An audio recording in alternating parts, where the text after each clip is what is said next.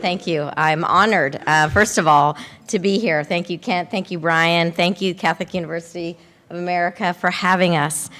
I look around this audience and I think, wow, this is a start of something, a continuation of something that can really make a difference. And when we think about that for where you're headed for this conference, I'm hoping you'll take a few things away. First of all, that religious diversity does make an impact in the workplace. It really, really does. I have talked to many of you, and the stories that you've shared are very similar to the stories that I've heard. And it does make a difference. I think religious diversity also promotes respect, trust, and meaningful connections. Think about that, meaningful connections in the workplace, because we can bring our faith to work. I hope you get that out of this conference and understand that. And the third thing I want you to think about is your why. Why are you here? Why does it make a difference? Why? Why for your companies? Why for you personally? And I want you to think about that as you hear people talk about their journeys so that you can have your own why and take that why back to your companies so we can have a case for action. Because we are living in a time where this is so impactful to us and for us. So I am thrilled to be here. On behalf of Texas Instruments, we have begun our work in diversity with religious diversity groups in the year 2000. And that was at a time for many places that people didn't talk about their spiritual journeys, what even their religion was. I've listened, though, to American Airlines and to Tyson and to Intel, and I think, wow, you also embraced it 20 years ago. And so I think it is really exciting because what we value at TI is for us to bring our different styles, our different attributes, our diversity into the workforce so we can bring our whole self in, so we can value that part of it. And I'm so proud that TI does support our diversity groups, our employee resource groups that many of you have talked about. We've been doing that for a number of years. We have 15 different diversity groups across the globe at TI. And encompasses women, Hispanics, Black employees, many different Asian cultures and Asian populations, the LGBTQ, as well as our 3 diversity initiatives or resource groups. We call them initiatives at TI. We have the Christian Values Initiative, the Jewish Initiative, and the Muslim Employee Initiative. And it has been fascinating to see us grow and to see us connect in certain ways across this. And so some companies are struggling even today on how to incorporate religion in the workplace. And I'm proud that we've been able to do that. Now, I'm not going to stand here and tell you we've not had challenges along the way, because there are going to be challenges as you embrace on this journey, or you've already recognized them through your companies. But I am committed and convinced that we can get through those challenges because the impact can be so much greater than the challenges that we see. When I think about the workforce at TI, it represents a wide variety of diverse worldviews, like many of your companies as well. And for many of our employees, faith forms their core values and their identities. So why not let them bring that into the workplace? Why not? And our company and leaders in our company and leaders here, we recognize that respecting differences is the key to inclusion. We also recognize that freedom of religious expression does not mean that we can discriminate against people who don't share the same religion. And we're adamant about that. No discrimination inside of our company. I'm blessed to be at this company. I've been able to celebrate and been involved for many years with these faith-based initiatives. And some of you who haven't been on this journey may think, how can you do this? How is it done inside a company? And you're going to learn that. You're going to hear stories after stories of how it's been done successfully in many companies. And then we want to take this message out further. And that may be one of your whys, to take this message out further.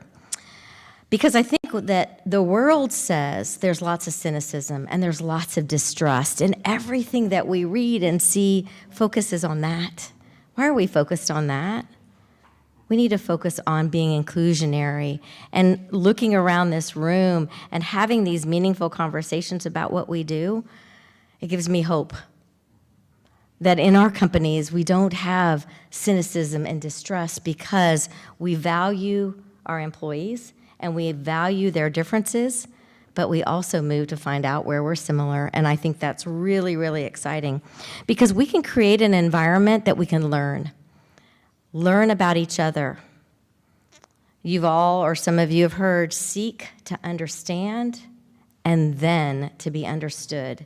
If we walk into our office every day and we say to ourselves, I'm going to seek to understand and then to be understood, wow, that can be really powerful as we learn from each other.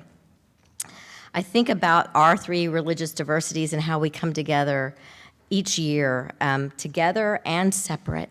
We go to each other's places of worship. We learn about each other's holy days and what makes, why we do what we do. We learn about these practices because it's important.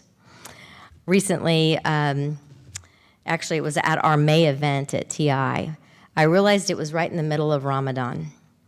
And at that same time, I was having an ice cream kickoff for the IT team. Wait, that doesn't work, does it? I mean, the Muslims can eat ice cream during Ramadan, during the day.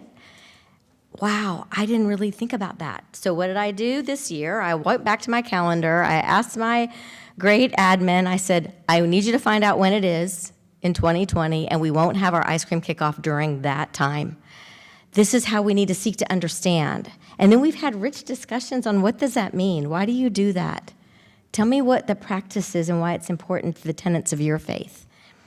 And I just think we can just open our eyes when we really try to understand what's happening with other people. When I think of all of our initiatives at TI, we have common goals.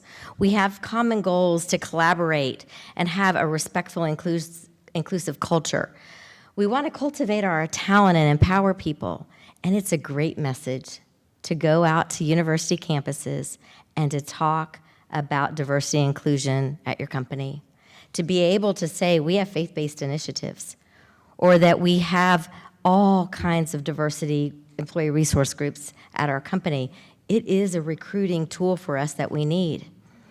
And when I think about the millennials, or early in career people, Gen Zs, what digital natives, whatever we want to call them, they're a lot younger than me. But what I realized is they're purposeful. They want to come to a company that they can feel and live out their purpose. So as you think about how you're going to recruit the next generations, remember that and bring your faith-based initiatives out in the forefront, because I promise you, they will choose you, and maybe only based on the fact that you have a faith-based initiative. I can tell you one of my person that led our prayer around the pole. We have National Day of Prayer and Prayer Around the Pole, and we celebrate that at TI.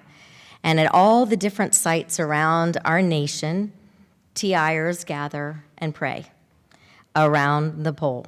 Pray for our leaders of our country, pray for leaders at the company, pray for one another. The one that I attended, at the location I attended, it was led by a new college grad. And he was reading scripture, he was praying, he was talking to us about how we should pray. I was really blown away. And later I asked him, what brought you to TI? And what he said is, you have faith-based initiatives, and I can bring my whole self into work. And in fact, he said during his intern presentation that he had to give to his group, he was able to put that one of his hobbies was reading the Bible. He said at other companies that he had interned with, he could never have even shared that. So I want us to embrace the power of this in cultivating the next generation that are going to be the bridge across our nation in the years to come. Our initiatives also enhance our business value. That's what they're there for. We're there to be in business, but we're also there to cultivate people and to grow together. We also want to enrich our communities. We volunteer together, and I'm sure you all do too, and that is so empowering to volunteer as a group. And I think the groups really collaborate very, very well together. We have differences. And especially when you think about bringing the diversity initiatives together, whether it's faith-based initiatives, having a dialogue with the LGBTQ community, that's a really interesting dynamic. Kent fostered that, and it has been continuing, and it's a really interesting discussion. And the more open we are on our dialogue about faith, the more trust that builds. And it's all about that. We have to understand that maybe we're even more similar than we are different. And when we embrace those similarities, we learn from each other, we begin to respect each other even more. And I just think it's so powerful. I know some of you that I've talked to, we talked about these groups that have come together to pray. And usually it's based on some life event that has happened that's really disturbing. So a couple of years ago, when we had some mass shootings in Dallas for the police department, there was this spontaneous group of people, of about 250 people, that came together. And we circled up in prayer, whatever our faith was, and we embraced the grief that we were going through as a community. We lived it together, and it was very, very powerful. We did the same with the shootings in the Jewish synagogue. We grieved together as people of faith, and that is so important. We celebrate and we're joyful, but we also grieve. And coming together like that really can make a difference for us. And I think for many, religion and spirituality is really core to our identities. And our faith strongly informs our work and motivates us in work. So I think it's so important that we embrace that as companies.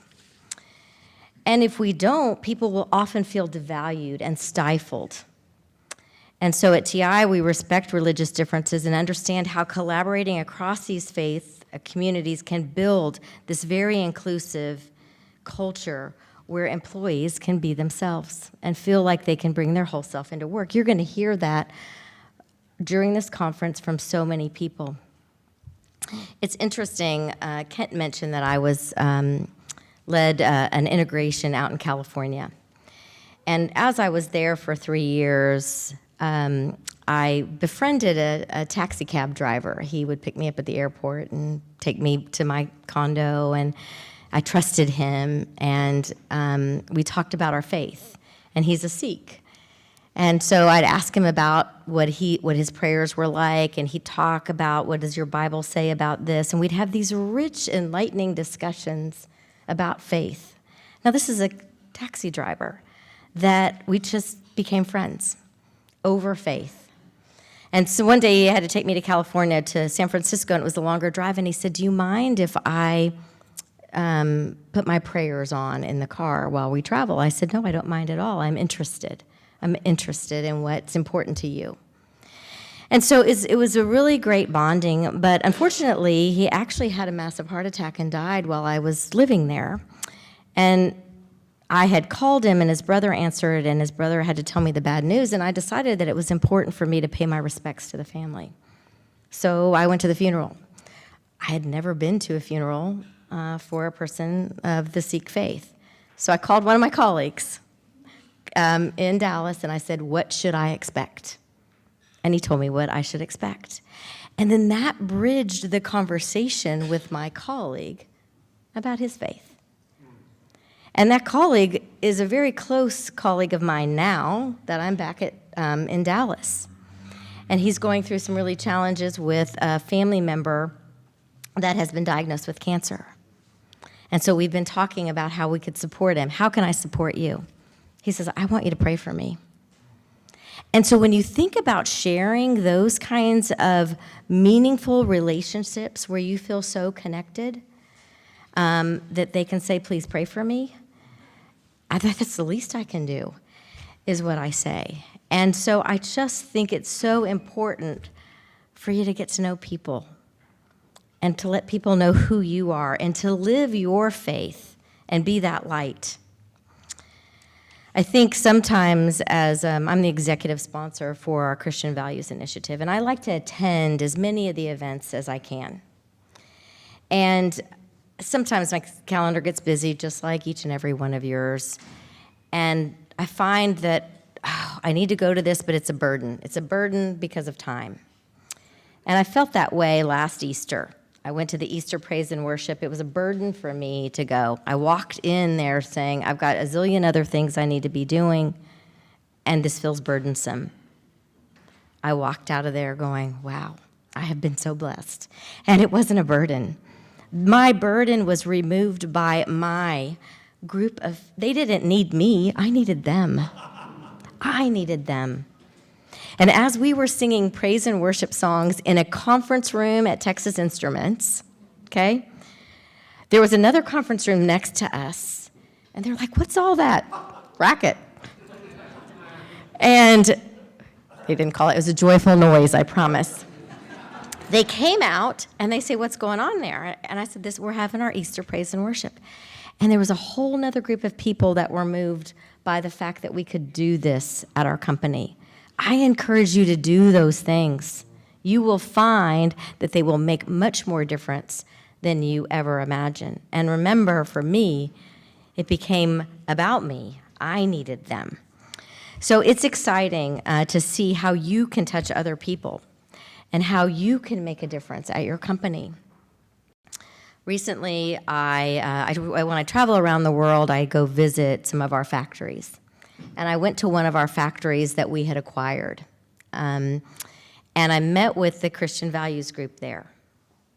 And we were talking about how are they living out their faith in this factory. And I had a person sitting at that round table that had had many, many years of experience.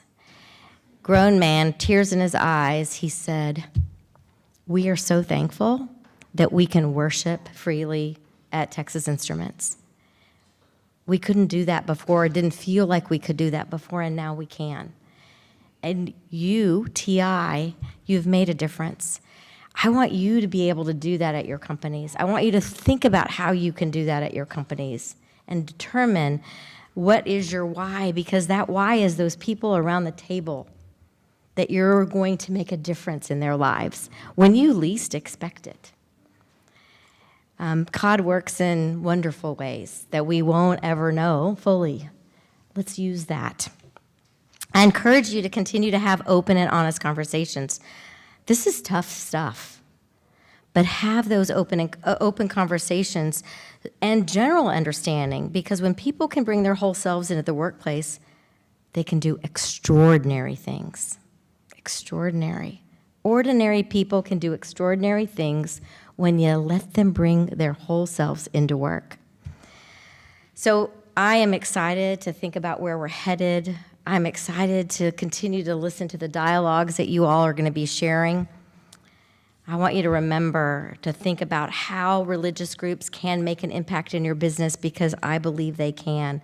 I want you also to remember that these kind of dialogues help bring respect and trust and meaningful connections in your companies. And third, I want you to find your why. I want you to go back to your companies with your why. And I want you to live that out boldly.